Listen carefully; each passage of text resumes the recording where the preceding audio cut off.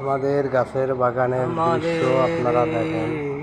এই বাগানে সমস্ত প্রজাতির গাছ পাবেন এবং বিভিন্ন কোয়ালিটির পাখি পাবেন। এই রুমের ভিতরে পাখি আমাদের আনা আছে, ছাড়বো। এখানে সমস্ত প্রকারের গাছ আছে, ফুল গাছ, ফল গাছ, বিভিন্ন, এক কথায় আপনি হাজার ধরনের গাছের এখানে পাবেন।